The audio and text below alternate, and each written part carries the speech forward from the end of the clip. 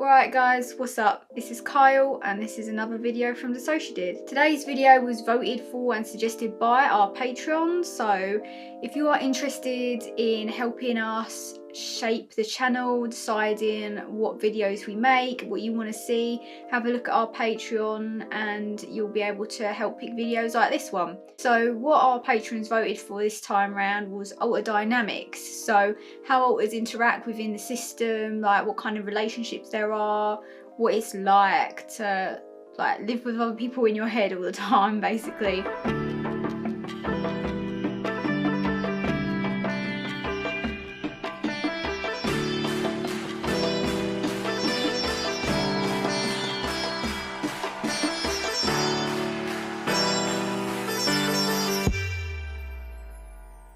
I thought I was probably the best one to do this video because I'm primary protector, which basically means that I have the most insight into the system. Like, I know what goes on, I know who's around, I know generally how people are getting on, where people are at, you know, I've got the down low on most things because that's my job, right? So like every system is going sorry, I just heard Nin in the back of my head saying, yeah, take a drink every time Kyle says like. No, don't do that. Take a drink of water, stay hydrated. So yeah, things are going to be different for every system. So it doesn't matter whether you've got DID, OSDD or what, every system is unique. Your experience of how your alters interact with each other, the relationships they have, what they mean to you is going to be different. So some systems might see themselves as being like a family, others might run more like a business, a machine, whatever is needed to make sure that they stay safe, that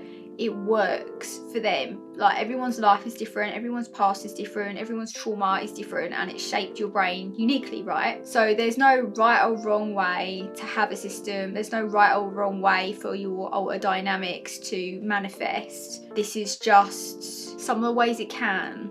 I'm not saying that it's the only way, it's just an example, like, you get me, you know what I'm saying. Where to begin, like, where do I even start? We get comments, and we've always got comments of people being like, oh my god, it must be so cool to have like friends in your head all the time, like 24/7, you must never get lonely. Yeah, no, like it ain't really like that. I can understand why you would think that, but alters get on and don't get on just like anyone else. If you moved into a house full of strangers, right, and had to share your space with them 24/7 and all of them were really like unique people, you ain't all gonna get on. It just ain't gonna work like that. Even if you are like the nicest person ever who gets on with everyone, there's gonna be things that ruffle your feathers and you're gonna come into contact with people who are like completely different from you. So it's the same thing with alters. Everyone's created for a reason, for a specific purpose essentially. Not all of those reasons are gonna like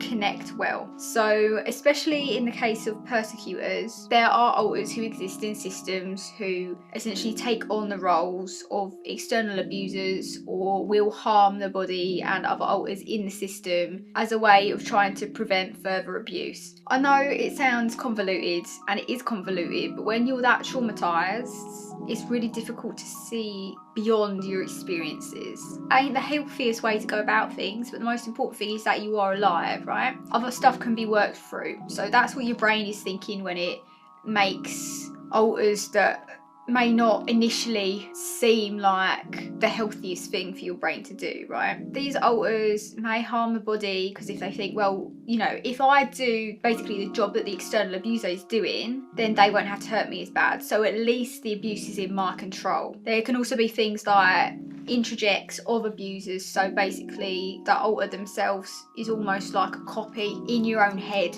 of the person or people who are facilitating or causing the abuse. And it can take a long time for alters to understand that they're not actually that person, and it can be proper complicated. So basically anything that can happen in the external world can also happen in the inner world. Alters can fight, they can argue, they can fall in love, they can be friends or they can be enemies, they can have intimate relationships or torture each other. And living with all that going on inside your heads as well as dealing with everything that you would have to deal with anyway in the external world, like, you know, general life and school and bills and, you know, whatever else you're going on. If you're already in an abusive situation outside of that, imagine dealing with that and all this rubbish going on in your head. Sometimes it's hard to keep up with who's fallen out with who, or, you know, who's feeling what about anyone else, and it gets complicated. It ain't as simple as, oh, I've got friends in my head 24/7. Seriously though, the amount of arguments that happen over nothing is unreal sometimes, and you really got to work hard on facilitating that you can trust each other. Because, like, imagine, I'm going to use this like roommate theory again if you want this example. Imagine the fights that you get into, or bickering over, you know, how much money is being spent on food and, you know, bills, and who ain't paid rent, and, you know, like, I went out and bought, like, you know, toilet paper and washing up liquid and stuff like that, you owe me so and so much money or whatever, who's left spaghetti all over the floor, who hasn't taken the bins out, like stuff like that. You argue about it. Now imagine that, but you're sharing your whole life with someone in the same body. Who hasn't showered today? Who ain't fed the body? Who's been self-harming, purging, whatever? Why are we in the middle of town? Who's been drinking when we ain't supposed to be drinking? I'm not saying that this is applicable to us, because a lot of this ain't, but has been in the past. But this does happen with a lot of systems. It can be stressful and put a strain on any relationship in those kind of situations.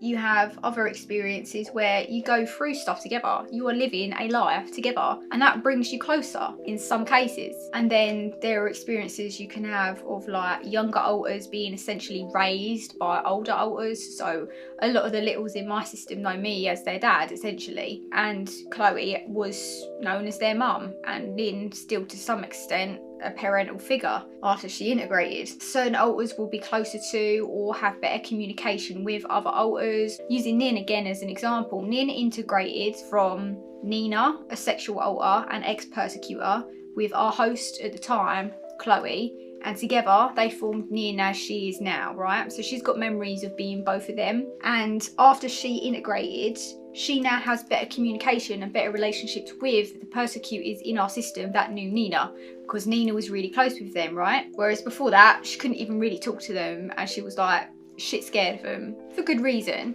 That improved things. So integrating and new alters being created and stuff like that can also sort of change the relationships and the dynamics between alters, and if they are a big part of the system, like for example Chloe was, because she was the host, that's going to change the dynamic of the whole system, right? So just like anything, alters are fluid. You know, some alters can age, some alters don't age. Alters can raise each other, fall in love with each other, as I said. They can be enemies, you know, they can make amends, they can get closer or further apart from each other, bicker, they can have spats, they can get jealous.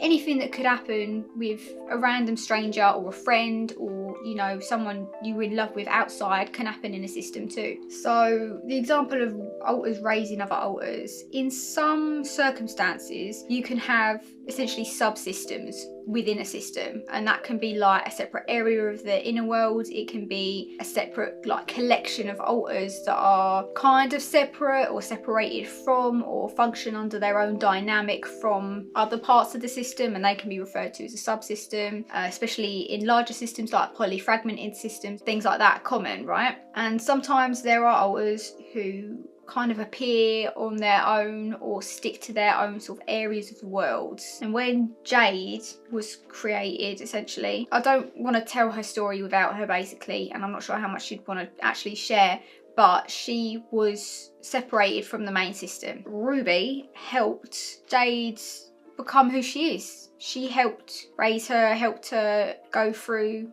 what was going on, helped her understand who she was, and helped her settle into a role in the system that eventually became a really massive role. And now Jade is one of our most important protectors, because she's also a gatekeeper, which she will be doing a video on, because that's another one that was voted on by our patrons. So yeah, alters can have soft spots for other alters. They can help them or harm them through the life in the external world, or through adjusting to existing, because it can be really weird to suddenly just exist. Like, it's complicated. Everything about DID and OSDD is complicated, and you know how we are, like, we never shy away from the nastier side of things, and you know, people have seen us have flashbacks on live streams and stuff like that before. We're constantly talking about trauma and abuse and the way it can change the brain and the nasty sides of DID, but we also make sure that we don't show it only as, oh yeah, this is the worst thing that can ever happen, because if you have DID, you're never going to have a happy life, you're going to be miserable forever, because we don't want to put that message out there, because it ain't true. DID is not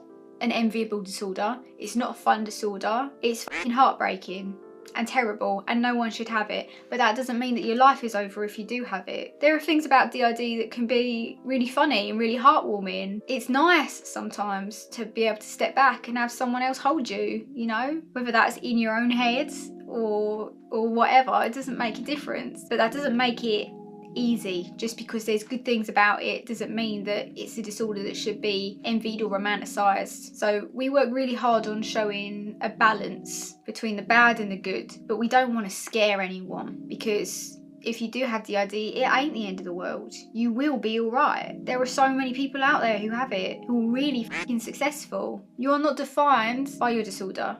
You're not defined by why you have your disorder, and you're not defined by what other people did to you as a kid. You're more than that. They've had enough power. It's your turn now. You can reclaim that whenever the f you want to. Another thing that can complicate dynamics in systems is if you get into a relationship, because jealousy can be a thing. A lot of people ask, actually, can alters date other alters? Yeah.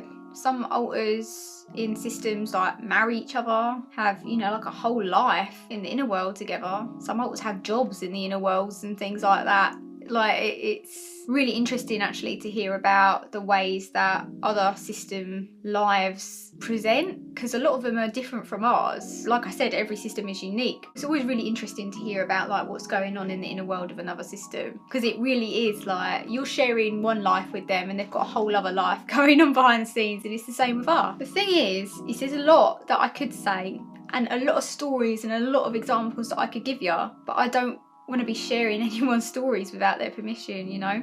That's another thing that's important. Don't share stuff that you ain't been given permission to share. Just because somebody is essentially part of one person, like we're all one body, essentially we're all sharing the same brain, we're still our own unique individuals. Like, we've got our own preferences, we've got our own history, we all have different connections and opinions about different trauma and abuse that we've experienced, and a lot of us have separate memories. So like, I might remember one abuse theme, and then like Nina, for example, would remember a different theme of abuse, because DID happens with repeated and generally sustained abuse through childhood, which generally then continues. So it's not like there's just one thing that happened. So everybody will have different opinions about stuff, different triggers.